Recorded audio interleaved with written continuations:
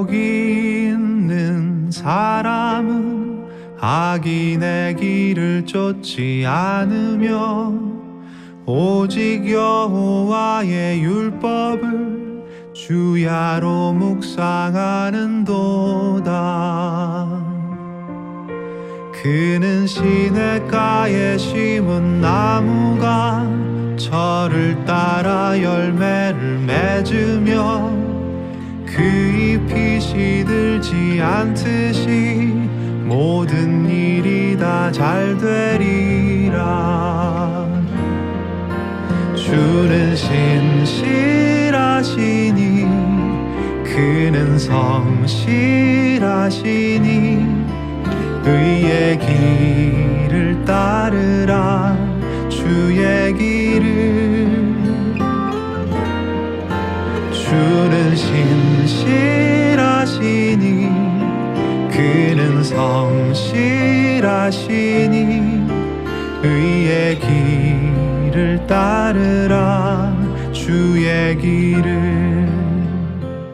자, 이제 시편 23편을 이제 한 세 부분 정도로 나눌 수가 있어요. 시편 23편은. 자, 그래서 첫 번째 부분은 우리가 지난주 했어요. 1절. 여호와는 나의 목자시니 내게 부족함이 없다. 예, 그 다음에 2절부터 5절까지가 바디예요. 여기가 본문이고 마지막 6절이 이제 결론입니다. 예. 자, 근데 여기 지금 이제 스크린을 보시면, 내용을 보시면, 자, 1절부터 6절까지를 쭉 한번 보면요, 1절과 6절은 여호와라고 썼고요, 그 다음에 2절부터 5절은요 그, 주, 이런 표현을 했어요. 그가, 뭐 주가, 주께서 이렇게 표현했어요. 이게 다르게 표현했다라는 거예요. 자, 1절하고 6절은 서론과 마지막 결론 부분은 여호와라고 하는 표현을 하면서, 이 여호와라고 하는 단어는 그냥 오피셜 랭귀지예요. 그냥 이름, 여호와라고 하는 것은 그냥 우리가 어떤 그냥 일반적인 표현, 객관적 표현이에요. 예. 그래서 개인적, 주관적, 경험적 표현은 2절부터 5절까지. 그래서 그가 나를, 그 다음에 주께서 내 영혼을 이라고 표현을 하는 거예요. 그래서 2절부터 5절의 그 표현은 다윗의 경험에서 오는 겁니다. 그렇기 때문에 주관적이고 아주 그 뭐랄까 개인적인, 그 다음에 인터머스가 있는 고백이에요. 그리고 1절과 6절은 여호와께서는 이라고 하면서 누구나 이해할 수 있는 그런 어피셜한 네임을 이야기한 거예요. 여호와는 너희들도 알지, 그 여호와는, 그렇지만 그 여호와는 나에게 있어서는 개인적인 관계로 2절은 들어오는 거예요. 자, 그래서 오늘은 이 바디를 좀 공부하면서 나누면서 이 여호와가 나의 목자이기 때문에 내게 주어지는 그 축복이 무엇인지, 그거를 좀 우리가 디테일하게 좀 한번 생각을 해보려고 하는데요. 자, 그 전에 이 관계와 교제에 대한 개념 정리가 필요해요. 자, 관계라고 하는 것은 주 예수를 믿으라 그리하면 너와 내 집이 구원을 얻으리라. 그래서 구원을 얻을 때에 영접하는 자, 그 이름을 믿는 자들에게는 하나님의 자녀가 되는 권세를 주었다라는 거예요. 영접을 하면, 예수 그리스도를 영접을 하면, 나의 Lord and Savior로 영접을 하면 우리는 하나님의 자녀가 되었다라는 거예요. 자, 자녀가 됐다라고 하는 것은 관계입니다. 관계는 이제 하나님과 나와의 관계가 예수 그리스도로 인하여서 어답팅이 되면서 우리를 양자로 맞이하면서, 자녀로 맞이하면서, 이 관계, 릴레이션십은, 하나님과 나와의 릴레이션십은 자녀예요. 자녀가 됐어요. 근데 이 자녀가 된 우리가 2절부터 5절은 이제 인터머스가 이루어지는 교제로 넘어가는데, 이 관계가 교제로 넘어가면 어떻게 바뀌냐면 그냥 아버지라고 하는 이 단어가 아빠라고 하는 단어로 바뀐다는 거예요. 그냥 아버지라고 하는 father, he's my father 라고 하는 그 father가 이제는 daddy, 아빠라고 하는 단어로, 인터머시로 바뀐다라고 하는 거예요. 예, 여러분들 교제가 깊어지면 깊어질수록 이 호칭이 달라지기 시작합니다. 맞습니까? 하나님과의 우리의 관계는 하나님은 아버지고 나는 자녀입니다. 하지만 그 하나님 아버지의 풍성함이 내 삶 속에 역사되어지기 위해서는 교제가 이루어져야 돼요. 교제가 이루어져야 돼요. 예, 그러지 않으면 여러분들 탕자의 비유를 제가 많이 얘기하지만 탕자가 집을 나갔어요. 자, 집을 나가도 관계는 뭐죠? 아들이에요, 아들. 근데 집을 나간 탕자는 아버지와 교제가 있습니까? 없잖아요. 그렇기 때문에 아버지의 풍성함이 이 탕자에게 흘러갈 수가 없는 거예요. 교제가 없으니까. 예, 그렇기 때문에 이 탕자는 결국 자신이 가지고 있는 것을 다 탕진하고 나중에 어떻게 됐어요? 예, 돼지 우리에 들어가는 신세가 될 수밖에 없었다라는 거예요. 왜? 교제가 없으니까. 자, 여러분들 다윗이 2절에서 5절까지의 고백은요, 하나님과의 인터머시, 교제를 이야기하는 거예요. 이 교제가 이루어지니까, 예, 여호와가 나의 목자신데 이제 내게 부족함이 없는데 그 이유는 그가 나를 푸른 초장에 누이시며 라고 하면서 바로 친밀함으로 들어오는 거예요. 그가, 여호와를 어떻게 그라고 부를 수 있어요? 여호와를 어떻게 그냥 주께서 라고 표현할 수 있어요? 그때 구약 당시에는 있을 수 없는 일이죠. 근데 그것이 가능했다라고 하는 거예요. 자, 그래서 이 관계와 교제의 문제를 우리가 조금 데피니션을 우리가 가지고 이 시편을 좀 묵상해 볼 필요가 있다라고 하는 거예요. 자, 그러면 여호와가 나의 목자이기 때문에 내게 주어지는 이제 축복. 첫 번째는 뭐냐면, 자, 그가 나를 푸른 풀밭에 누이시며 쉴만한 물가로 인도하시는도다. 이게 첫 번째로 나왔어요. 그러니까 목자는 양이 지금 생존을 위해서 가장 필요한 것이 뭐냐? 좋은 집과 환경이 아니라 먹고 마시는 거예요. 이게 가장 중요한 거야. 그걸 아니까 그가 나를 푸른 풀밭으로 인도하시고 거기서 누이시고 나를 쉴만한 물가로 인도하신다라고 하는 거예요. 31절, 무엇을 먹을까, 무엇을 마실까, 무엇을 입을까 걱정하지 말라. 그것은 이방인들이 구하는 것이고, 그 말은 뭐냐면 목자가 없는 사람들이 구하는 것이고, 목자 있는 너희들은 뭐라고 그랬어요? 아버지께서 이 모든 것이 너에게 있어야 할 줄 아느니라. 안다는 거예요. 있어야 할 줄 안다. 이게 필요하다라는 거예요. 이것은 necessary, 필요하다라는 거예요. We need. 예. 그걸 알고 있다라는 거예요. You need this. 다 알고 있다라는 거예요. 그러니까 목자가 있는 너희는 구하지도 말라라는 거예요. 왜? 양이 아침에 일어나가지고 오늘 뭘 먹을까? 이거 고민하겠어요? 안 한다라는 거예요. 양은 오로지 목자만 따라가는 거예요. 목자만 있으면 그냥 그거는 파인인 거예요. 예. 왜? 목자가 양보다 더 잘 알아. 양이 지금 밥을 먹어야 돼, 풀을 먹어야 될지, 물을 먹어야 될지. 그러니까 때를 따라 탁하게 인도하는 거예요. 그렇기 때문에 여기 말씀하고 있는 거예요. 아버지께서 이 모든 것이 너에게 있어야 될 줄을 안다라고 하는 거예요. 그러니까 너희들은 뭘 구하냐?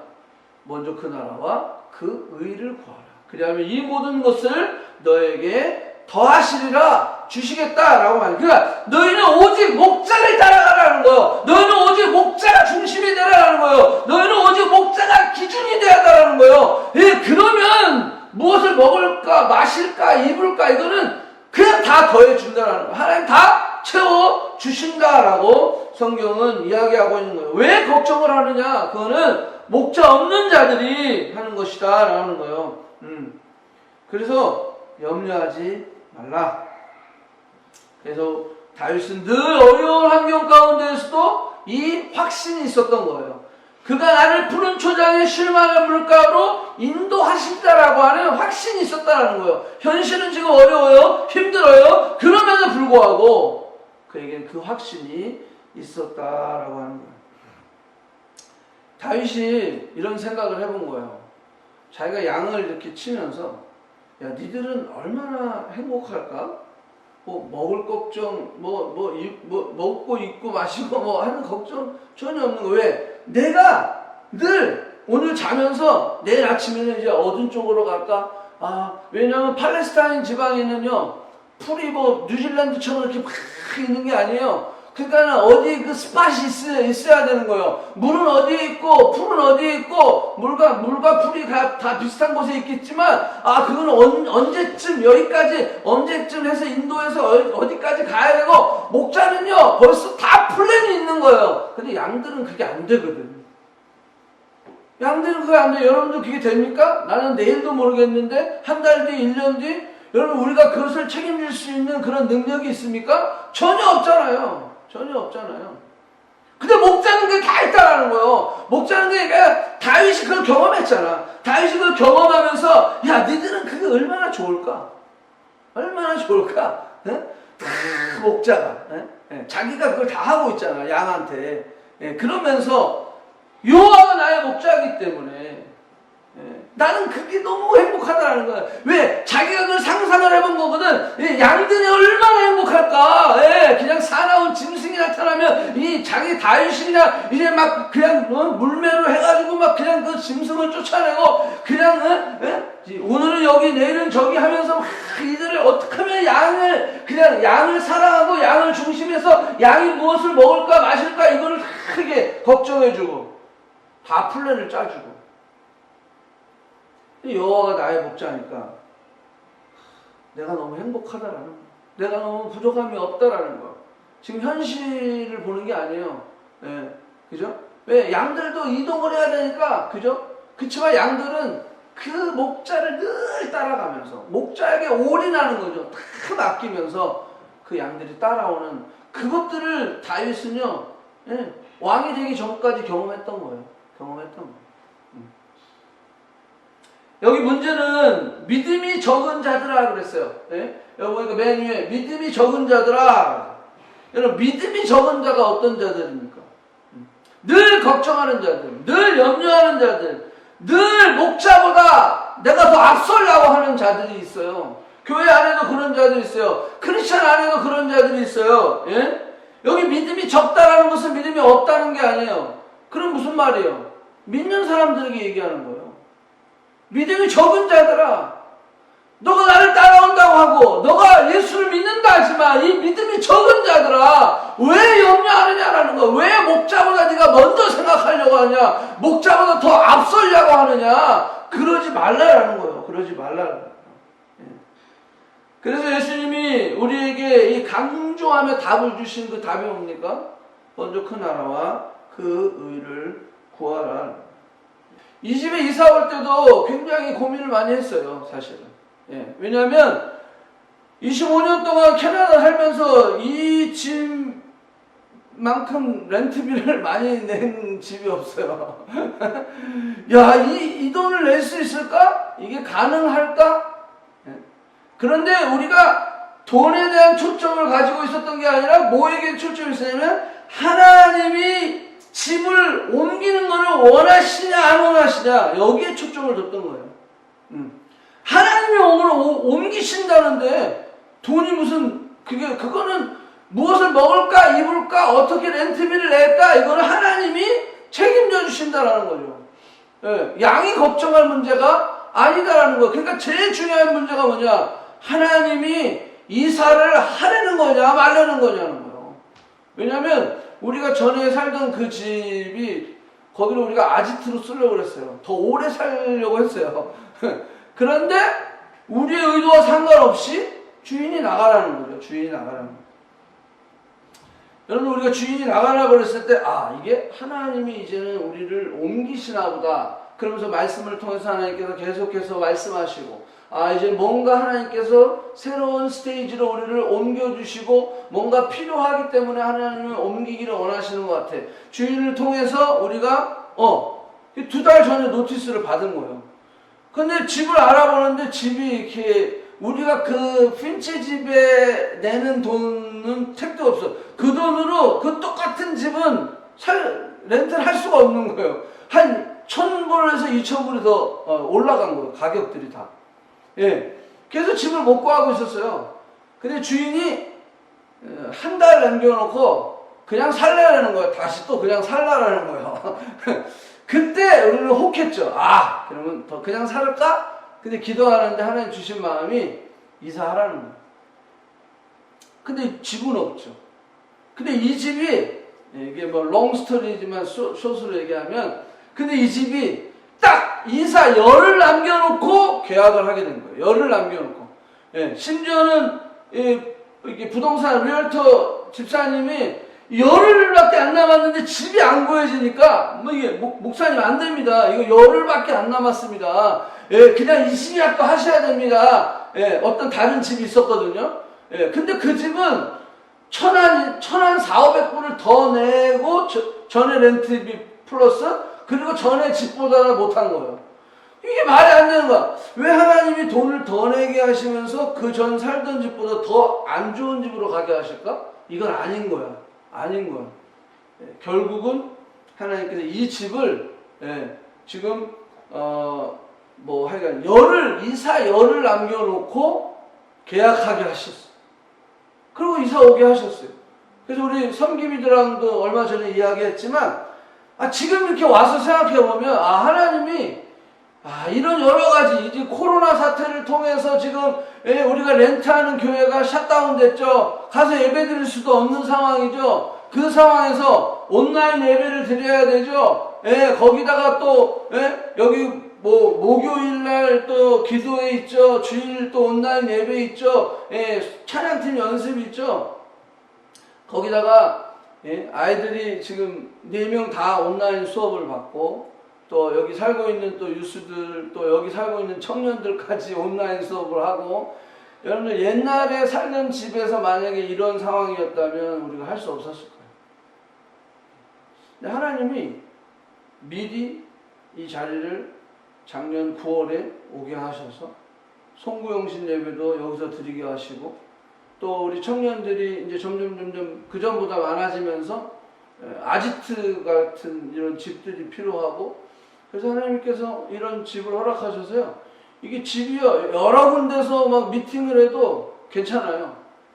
모임을 할 수 있는데 이제 그 요즘 그 줌으로 하고 이렇게 하다 보니까 뭐 이렇게 막 울림도 어쩔 때는 있을 수 있지만 우리가 모임할 때는요 밑에서도 하고 위에서도 하고 막 얼마든지 할 수 있는 그런 환경이 우리가 갖추어지게 된 거예요. 저는 그런 걸 보면서 하나님께서 우리의 초점이 어떤 이게 돈이 이게 낼 수 있을까라고 하는 이런 돈과 그런 여러 가지 왜냐하면 제 이름으로 이게 렌트를 할 때 이게 또 이게 크레딧이 또 이게 부족한 상황 이게 사실 도저히 렌트가 할 수 없는 상황인 거예요.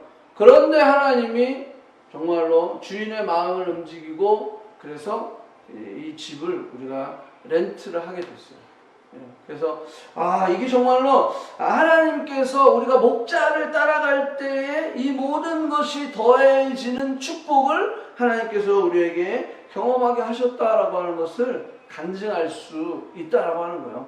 여러분 마찬가지예요. 우리가 환경과 상황과 우리의 재정의 상태를 보면 할 수 없는 일들이 너무 많이 있어요. 그리고 내 능력으로 이게 될까? 이게 안 되는 상황이 너무 많이 있어요. 하지만 중요한 것은 목자가 그것을 원하시느냐 안 원하시냐는 거예요. 목자가 그것을 인도하시냐 안 하시냐는 거에 초점을 두는 거예요. 하나님이 원하시면 하실 수 있다라고 하는 거예요. 그분이 원하시면 우리가 그 푸른 초장 쉴만한 물가를 갈 수 있다라고 하는 거예요. 그곳을 목자가 함께하기 때문에 위험하지 않다라고 하는 거예요. 두려워할 필요가 없다라고 하는 거예요. 그래서 저 이렇게 보면요 1년 잘 렌트비 낸 것 같아요. 이제 9월에 또 이제 리뉴를 해야 되는데 그것도 또 하나님의 은혜가 또 함께 하시고 역사하시면 거기에 또 간증이 또 있으리라고 저는 봅니다. 선하신 하나님의 인도하심 우리는 그 인도하심이 어디로 갈지 왜 그렇게 왜 이쪽으로 가자고 하시는지 우리가 그때는 몰라요. 당장 이 집을 이사하러 갈 때는 그때 이게 왜 주인이 왜 우리를 나가라고 그러지? 막 이런 마음이 있었어요. 그런데 그럼에도 불구하고 하나님께서 우리에게 그 마음을 주시고 인도하심을 순종할 때 물론 여기도 뭐 다 뭐 퍼펙트하진 않아요. 주차 공간도 좀 부족하고 또 뭐 엊그저께는 여기 시끄럽다고 시에다가 신고를 해가지고 여기 시에서 나와가지고 이렇게 또 경고도 먹고 막 그랬어요. 근데 하나님께서 보면 이 코로나 사태를 우리에게 이 집을 통해서 예비하게 하셨지 않았는가 그런 마음이 들어요. 한국에 간 청년들이 많이 있는데 지금 제가 이사 오면서 그냥 엄청나게 큰 트럭 짐을 버렸거든요. 그랬더니 스페이스가 좀 남고 그러다 보니까 한국 간 청년들 짐 6명 짐이 여기 집에 다 있어요. 우리 집에. 이게 전에 집이었으면 쉽지 않았을 거예요. 하나님께서 인도하시고. 두 번째로는요, 이 푸른 풀밭 맑은 시냇가라고 하는 뜻은 뭐냐면 말씀입니다. 말씀을 상징해요. 생명의 말씀. 그리고 나는 생명의 떡이다 라고 주님 말씀하셨던 것처럼 이 푸른 초장 맑은 시냇가는 하나님의 말씀을 의미합니다. 자, 그래서 나는 생명의 떡이라 이렇게 했죠. 51절 나는 하늘에서 내려온 살아있는 떡이니 사람이 이 떡을 먹으면 영생하리라. 여러분들 목자이신 예수 그리스도 예수님의 인도하심을 받을 때에는 우리는 영원한 양식 생명의 양식을 먹게 되는 거예요. 내가 너에게 주는 이 생수는 영원히 목마르지 아니할 것이다 라고 이 가나안 여인에게 주님을 말씀하셨던 거예요.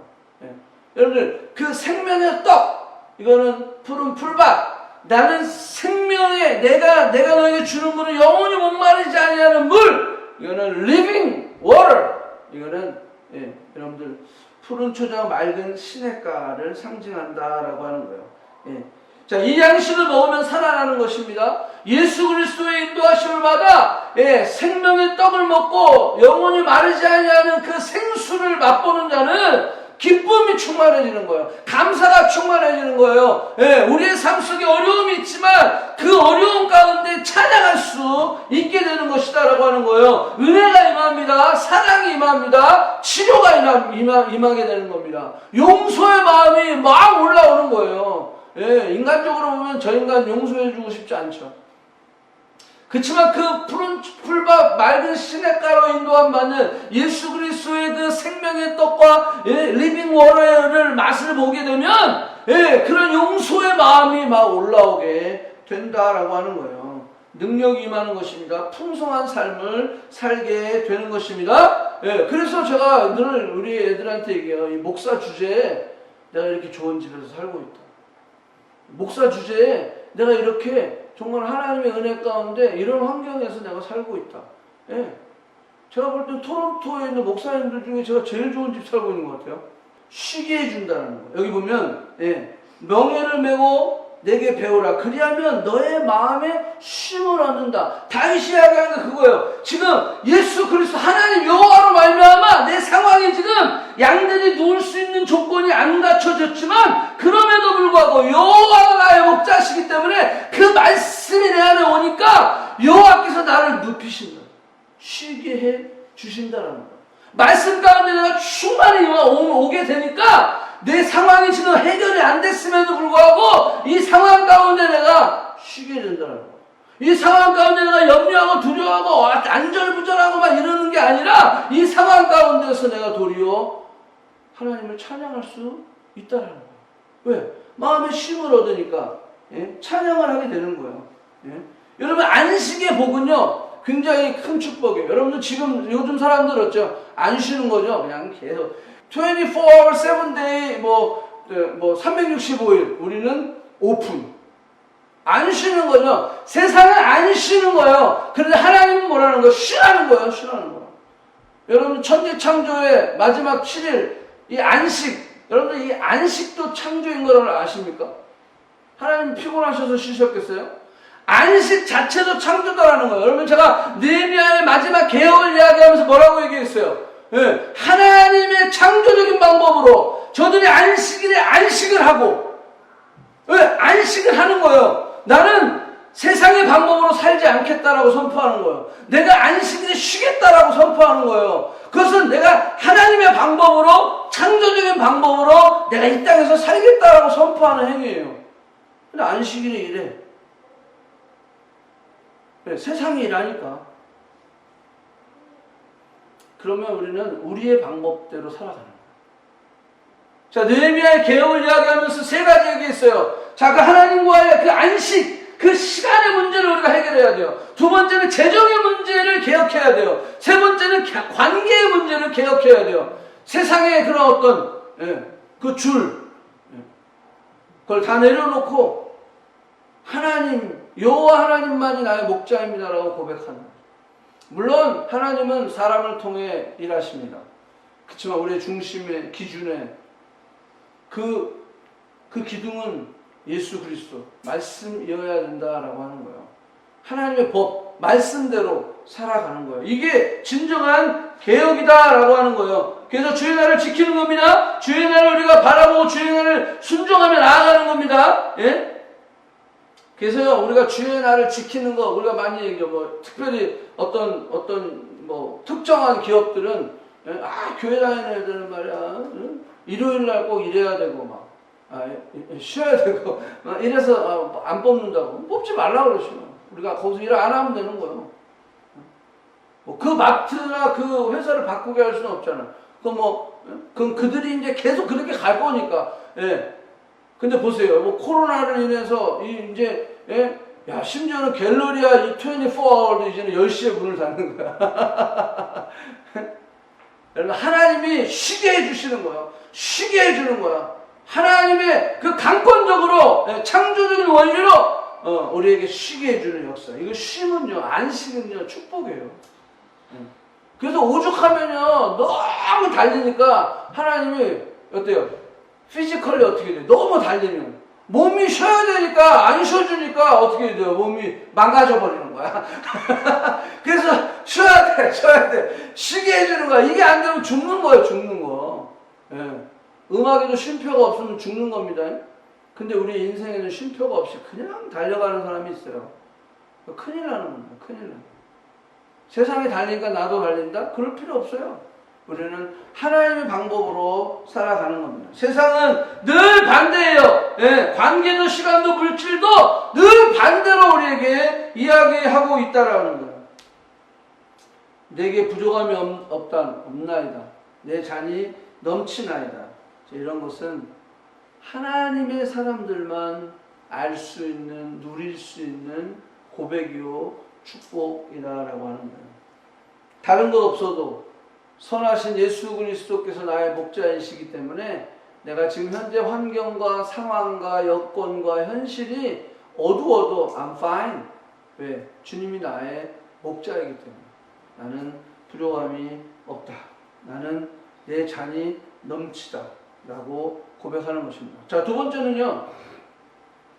자, 내 영혼을 소생시키시고 자기 이름을 위하여 의의 길로 인도하신다라는 거예요. 자, 여기 내 영혼을 소생시키신다라는 건 지난주에 했어요. 그것은 무슨 말이라고 그랬어요? 제 자리로 옮겨 놓는다라고 하는 뜻이라고 그랬어요. 예. 양들이 눈이 좋지 않아. 예. 늘 풀을 열심히 뜯어 먹다 보면 길을 잃어버린다 그랬어요. 예, 길을 아주 잘 잃어버린다 그랬어요. 그래서 방향 감각이 없어도 다시 찾아오지도 못한다 그랬어요. 자, 일단 길을 잃어버리면 양들은 이 돌 뒤나 풀숲 뒤에 숨어서 극도로 긴장을 한다고 합니다. 그래서 굉장히 불안전한 상태가 된다고 그래요. 그래서 심지어는 걸을 수도 없을 정도로 불안전하게 양이 된다고 그래요. 저는 뭐 목장에서 안 살아봐서 잘 모르겠는데 그 내용들을 보면 다 그렇게 돼요. 자, 그래서 우리 이런 그림을 봤죠. 예. 목자가 양을 탁 이렇게 어깨에 메고 오는 거예요. 저 그림이 양을 그쪽 그런 문화 속에 있는 사람들 다 이해가 되는 거예요. 근데 우리는 처음에 저도 그랬고 저 그림을 보고 왜 무겁게 저걸 메고 다니지? 잡아먹으려고 저렇게 가나? 그랬어요. 근데 그게 아니라 저 그림의 대부분은 뭐냐면 그렇게 길을 잃어버린 양들을 찾아가지고 올 때 저렇게 온다. 왜? 걸을 수가 없대요. 이게 불불 떨려가지고. 예. 그래서 끌고 올 수가 없다는 거야. 그래서 메고 온다는 거야. 메고 온다는 거야. 아, 그렇구나. 예, 여러분들 신앙생활을 오래 하다 보면 길을 잃어버린 양처럼 우리의 삶에 그런 어떤 길을 잃어버릴 때가 있어요. 이 길이 맞다고 생각했는데 그만 실패로 가는 경우가 있어요. 예, 여러분들 전혀 없을 수 없어요. 우리 신앙생활에 목사도 마찬가지. 목사도 때로는 잘못된 결정을 할 때가 있어요. 근데 그때마다 자, 여호와는 나의 목자이시기 때문에 나를 이제 제자리로 데려다 놓는 일을 하신다라는 거야. 그 말은 뭐냐면 말씀을 통해서 우리를 제자리로 오게 하신다는 거예요. 내 영혼을 소생시키신다는 것은요, 말씀을 통해서 내가 잃어버렸던 길, 내가 헤매던 길, 내가 잘못 들어갔던 길에서 다시 바른 길로 오게 해주신다라고 하는 거예요. 다윗이 우리아의 아내를 범했을 때 하나님은 나단 선지자를 보내서 바로 당신입니다라고 지적했을 때 다윗은 내 영혼이 소생되는 경험을 했던 거예요. 네, 그 말씀을 통해서 그 선지자의 말을 들으면서 내 영혼을 소생시키시고 내가 잘못된 길에서 다시 돌아오게 하셨던 그 하나님의 놀라우신 은혜를 다윗은 경험했던 것이다 라고 하는 거예요.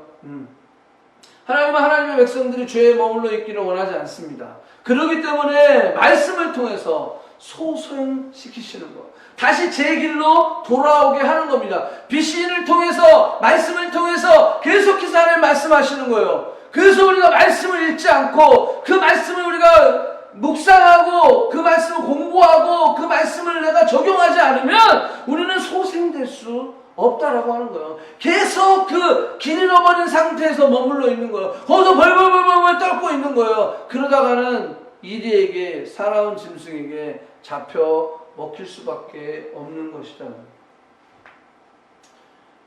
두 번째 소생의 뜻이라고 하는 것은 우리가 그냥 딱 그 말 그대로 캐치하듯이 치료하다, 구원하다, 회복하다라고 하는 뜻이 있습니다. 그래서 출애굽기 15장 26절에 보면 나 여호와는 치료의 하나님이다라고 이야기하고 있어요. 자, 한 번 더 볼게요. 이 필립 켈러가 쓴 이 책에 보면 양들이 뒤집어질 때가 있다고 합니다. 양들이 이렇게 뒤집어진대요. 네. 이 뒤집어지는데 문제는 뭐냐면 이 뒤집어지면 못 일어나는 거 혼자. 네. 그래서 여기 제가 내용을 좀 보니까 이유는 이 말을 잘 안 들어갖고 양들이 참 말을 잘 안 듣는데요. 예. 말을 잘 안 들어가지고요.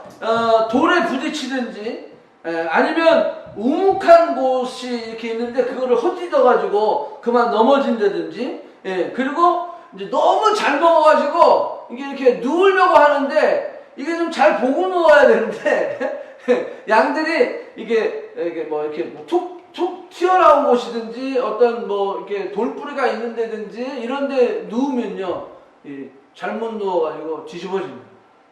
뒤집어지면 이 양은 되게 단순해서 이 뒤집어져서 자기가 못 일어나는 걸 알기 때문에 막 발버둥을 친대요. 발버둥을 치고 그러다 보면 혈액순환에 문제가 된대요. 혈액순환에 문제가 돼서 결국은 혈액순환으로 말미암아 죽는다라고. 와, 저도 이게 처음 안 사실이에요. 버둥버둥거리다가 혈액순환이 되지 않아 죽는다고 그래요. 그리고 또 그렇게 뒤로 넘어져 있는 것은 살아온 짐승의 밥이다라고 하는 거예요. 못 일어나니까. 자, 그래서 목자는 언제나 양이 뒤집어진 놈이 없는지 이거를 잘 살펴본다는 거야. 그래서 말이 뒤집어졌으면 얼른 바로 세워가지고, 제가 요 말이 되게 좀 인상 깊은데, 마사지를 해준대요. 혈액순환이 안 됐으니까 마사지를 해주면서 이렇게 얘기했대요. 너 왜 그랬니? 그러지 마. 괜찮아. 괜찮아. 이제 내가 있잖아. 그러면서 안심시켜준다고 합니다. 신기하죠? 그래서 너 왜 그랬어? 그래, 괜찮아. 내가 있잖아. 괜찮아. 이제 됐어. 그러면 it's okay, it's okay 하면서 안심시켜준다고 그래요. 그러면 양이 살아난대요. 자, 이게 바로 우리의 영혼을 소생시켜줍니다. 하나님께서 두려워하지 마라. 내가 너와 함께 하잖아. 내 의로운 오른손으로 너를 붙들잖아. 너는 내 거야. 내가 너를 피로 값주어 산 너는 내 거야. 누가 너를 그리스도의 사랑에서 끊을 자가 있겠냐? 라고 하나님은 우리를 말씀을 통해서 뭐 한다고요? 안심시켜주십니다. 자기의 이름을 위하여 의의 길로 인도하신다. 이게 우리가 이제 오늘 좀 깊이 묵상해 봐야 될 문제예요. 자, 의의 길로 인도하신다는 뜻이 뭘까요? 세상은 우리에게 성공의 길을 이야기합니다. 하지만 하나님은 우리에게 의의 길을 이야기합니다. 여기 의의 길이라는 것은 사명의 길을 이야기하는 거예요. 하나님의 뜻, 하나님의 비전, 하나님의 그 사명, 부르심, 그 길을 간다라고 하는 거예요. 근데 세상은 우리에게 성공의 길을 가야 된다라고 이야기하는 거예요. 예? 그래서 세상은요, 우리에게 계속, 야, 그렇게 해갖고 어떻게 살겠어? 그렇게 해서 어떻게, 너가 이 땅에서 뭔가, 좀 아쉽지 않게 살 수 있겠어? 라고 이야기하면서, 그렇게 해서 성공할 수 없어. 그렇게 해서 네가 잘 먹고 잘 살 수 있을 것 같아? 그러면서 계속해서 우리에게 하나님과 반대되는 이야기를 하는 거예요. 하나님은 우리를 의의 길로 인도하시는데, 세상은 우리에게 성공의 길로 가자고 이야기하는 거예요. 여러분들, 우리가 여기에서 많이 갈등을 해요. 그래, 성공의 길을 가야지. 근데 의의 길을 자꾸 성령이 내 안에서 말씀하시는 거예요. 내 안에 예수 그리스도를 영접한 이후에 내 안에 그 새 사람은 계속 우리에게 의의 길을 이야기해요. 사명의 길을 이야기해요. 성공의 길이 아니라 하나님의 부르심의 길, 비전의 길을 이야기하는데 내 안에 있는 옛사람은 계속해서 성공이야, 돈이야, 명예야, 권력이야, 뭐 하여간 성취를 해야지, 이루어야지, 이런 걸 자꾸 이야기하고 있다라고 하는 거예요. 내 안에 있는 영의 사람, 영에 속한 사람, 이 영의 스피리추얼 펄스는 계속해서 우리에게 하나님의 꿈과 비전을 이야기해요. 사명의 길을 이야기해요. 그렇지만 우리 안에 이 플래시, 육에 속한 것은 계속해서 성공을 이야기합니다. 네가 먼저지. 왜 남이 먼저야? 예수가 먼저가 아니야. 너가 먼저지. 돈이 먼저지. 여러분들, 우리는 속도 시대에 살고 있어요. 그죠? 다 그건 우리가 인식하고 있어요. 속도 시대에 살고 있어요. 그래서 뭐든지 빠른 걸 저는 원해요. 빠른 걸 원해요. 그냥 우리 여기 사랑이도 여기 있지만, 아우! 빨리 내가 고등학교 끝났으면 좋겠다. 그죠? 빨리 내가 대학 끝났으면 좋겠다. 빨리 내가 취직했으면 좋겠다. 빨리 영주권 내가 빨리 나왔으면 좋겠다. 뭐 빨리 내가 이걸 이뤘으면 좋겠다. 빨리 내가 사람 연애도 좀 해보고 좋은 사람 만나서 막 데이트도 좀 하고 빨리 좀 했으면 좋겠다. 빨리 결혼 좀 했으면 좋겠다. 뭐 죄다 빨리야 빨리. 그 다음에 교회 안에도 좀 빨리 부흥했으면 좋겠다. 뭐 빨리 교회도 뭐 이런 것들 있었으면 좋겠다. 뭐 이런 것들 필요한 게 빨리. 여러분 다 빨리야 빨리. 다 빨리예요. 근데 여러분 문제는 뭔지 아십니까? 하나님은 빠른 데에 관심이 없어요. 하나님은 빠른 데 관심이 없다라는 거예요. 하나님은 빠른 데 관심이 있었으면요. 야, 이놈의 이스라엘 백성들이 참 지도기도 말을 안 들어. 이제 내가 선택한 백성을 바꿔버리는 거예요. 그거 빨리 바꿔버리죠. 하나님이 빨리에 관심이 있었으면, 야, 이거 이스라엘 백성들 이거야, 야, 이거 40년 동안 광야 생활하는, 야, 이게 해도 이거는 고쳐서 쓸 수도 없는 놈들이야. 하나님이 빨리에 관심이 있었으면 모세를 80년 동안 어떻게 준비시키겠어요? 40년, 80세에 부르셨단 말이에요. 하나님이 빨리에 관심이 있었으면요, 여러분, 그렇게 가기 싫어하는 요나가 니느웨로 가야 되는데 다시스로 가고 있는 거야. 그러면 하나님이 빨리에 관심이 있었으면 야, 요나 빼고 딴 놈 시켜. 그러면 되는 거예요. 근데 왜 굳이 가고 싶지 않은 요나를 그냥 하나님이 쫓아가서 풍랑을 일으키고 거기다가 막 빅피쉬를 준비해가지고 막 그냥 입에 왜 이거를 할까요? 하나님이 빨리에 관심이 있었으면 그 말도 안 듣고 맨날 잠깐만 걸리고 있는 야곱을 왜 그렇게 힘들게 20년 동안이나 훈련시켰을까요? 하나님은 빨리에 관심이 없어요. 근데 우리는 너무 빨리에 관심이 있어. 빨리 이것을 끝냈으면 좋겠다. 빨리 코로나가 빨리 끝났으면 좋겠다. 하나님 거기에 관심이 없다니까? 하나님 관심이 뭐에 있냐면, 뭐에 있냐면, 때에 관심이 있어. 때, 타임. 하나님의 시간.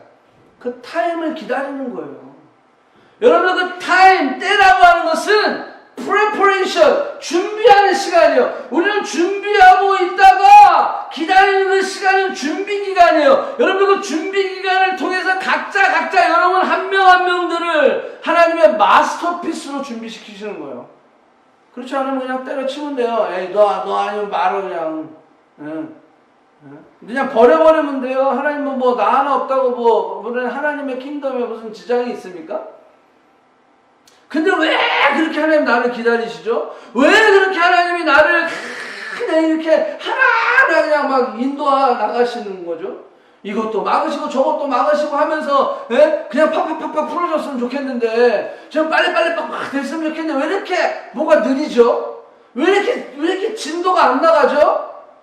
하나님의 타이밍이에요. 하나님은 때에 관심이 있다는 거예요. 빨리에는 관심이 없어요. 때에 관심이 있어요. 하나님의 관심은 성공에 관심이 없어요. 하나님의 관심은 하나님의 의의 길, 그 사명의 길, 하나님의 나라 거기에 관심이 있는 거예요. 근데 우리는 여전히 성공에 관심이 있고 빨리에 관심이 있는 거예요. 그러니까 코드가 안 맞는 거예요. 그러니까 우리가 힘들고 지쳐하는 거예요. 예? 여러분, 하나님의 때입니다. 다윗은 그걸 알았어요. 다윗은 그 하나님의 때를 알았기 때문에 그가 어떤 고난과 환난 가운데서도 그가 베들레헴에 있든지 기브아에 있든지 헤브론에 있든지 아둘람굴에 있든지 그는요, 그 애가 뭐 예를 들어서 다윗이 골리앗을 무찌렸을 때 사람들이 뭐라 그랬어요? 다윗은 만만이요 사울은 천천히라. 여러분, 국민의 영웅이 되었어요. The hero of nations. 그 국민들의 영웅이 됐는데 그것도 관심이 없었어요. 네. 성공과 빠름에는 관심이 없는 거예요. 다윗은 뭐에 관심이 있었냐면 하나님의 때에 관심이 있었던 거예요. 그러니까 그는 기다리는 거예요. 그러니까 그는 기다리는 거예요. 내 영을 소생시키시고 자기의 이름을 위하여 하나님의 이름을 걸고 우리를 의의 길로 인도하시는 거예요. 하나님의 이름을 걸고 김지현을 인도하시는 거예요. 하나님의 이름을 걸고 여러분들 한 명 한 명을 인도하시는 거예요. 다윗은 그걸 알았으니까 얼마나 익사이팅 했겠어요. 하나님의 이름을 걸어버려서 자기의 이름을 위하여 우리를 의의 길로 인도하신다는 거예요. 여러분들 내 이름 걸고 하는 게 대충 하겠습니까? 한번 생각해 보세요. 내 이름 걸고 해. 근데 어떻게 대충 할 수 있어요? 하나님의 이름을 걸고 하는 거예요. 그러니까 다윗은 그걸 알았어. 그러니까 그가 어떠한 상황 가운데서도 그래서 여기 마지막 사망의 음침한 골짜기를 다닐지라도 해를 두려워하지 않는 것은 여러분 우리의 문제가 뭔지 아세요? 여러분들 문제가 어려워서 못하는 경우는 없어요. 문제는 두려워서 못하는 거예요. 예? 여러분들 심리학자들이 이런 얘기 했어요. 문제가 어려워서 무너지는 것이 아니라 두려워서 인간은 무너지는 거죠. 이 두려움 때문에 그래요. 어려움이 아니에요. 두려움 때문이에요. 이 두려움이 도리어 더 어렵게 만드는 거예요. 예? 그래서 다윗은 그걸 알았던 거예요. 그래서 사망의 음침한 골짜기를 다닐지라도 내가 해받음을 두려워하지 않는 것은 주께서 나와 함께 하십니다. 주님 나의 목자이시기 때문에 주의 지팡이가 막대기가 나를 안위하시나이다 라고 그는 고백할 수 있었다라는 거예요. 자, 이렇게 우리가 주님 앞에 더 사망이 음침한 골짜기 있을지라도 내가 해를 두려워하지 아니하고 정신이 바짝 차려서 여호와를 더 의지하는 거죠. 더 주님 앞에 나아가는 거죠. 자, 그렇게 나아갔을 때 어떻게 해요? 원수의 목전에서 내게 상을 베푸시고 기름으로 내 머리에 바르셨으니 이 말은 뭐냐면 승리한다는 거예요. 아멘? 여러분 우리는 승리할 것입니다. 아멘? 여러분 거기 쓰세요. 승리합시다. 승리합시다. 여러분들 우리 승리합시다. 아멘? 여호와가 나의 목자니까 그분이 이름을 걸고 우리를 인도하시는 거예요. 의의 길로. 성공의 길이 아니라 빠른 길이 아니라 의의 길로 인도하시는 거예요. 그래서 반드시 승리할 거다라는 거죠. 여러분, 우리가 이렇게 고백할 수 있었던 마지막 다윗의 이 목적은 뭐냐면, 내 평생에 선하신가 인자하신 반드시 나를 따르는 내가 여호와의 집에 영원히 살리로다. 다윗의 평생의 소원은요, 여호와의 집에 사는 거예요. 왕궁도 소용없어요. 돈도 it's okay. 없으면 좀 힘들지만 있으면 좋고, 그렇지만 없어도 돼. 그의 평생의 그 삶의 목적은 내가 영원히 여호와의 집에 거하는 거예요. 그게 의의 길로 인도하시고. 그래서 그의 목적, 여러분들 우리의 목적이요, 세상으로 향해 있으면, 여러분들 그 세상으로 향해 있으면 우리의 문제는 절대 해결할 수 없습니다. 그렇기 때문에 우리의 목적을 점검해 보는 거예요. 내가 왜 살고 있나? 내가 왜 신앙생활을 하고 있지? 내가 왜 일하고 있지? 그 목적은 여호와의 집에 영원히 거하는 거예요. 그래서 우리는 그 믿음을 가지고 주님께서 나를 누이시고 쉴만한 곳으로 인도하시고 소생시키시고 자기 이름을 위하여 의의 길로 인도하시고 사망의 영청한 골짜기를 다닐지라도 해바람을 두려워하지 않는 것은 주께서 나와 함께 하시고 원수의 목전에서 내게 상을 베푸시고 기름으로 내 머리에 바르셨으니 내 자녀 넘치나이다. 나의 평생의 선하심과 인자하심 정령 나를 따르니 내가 여호와의 집에 영원히 거하리로다. 아멘. 우리가 이 고백이 저와 여러분들의 고백이 되기를 축복합니다. 우리 한번 기도하십시다.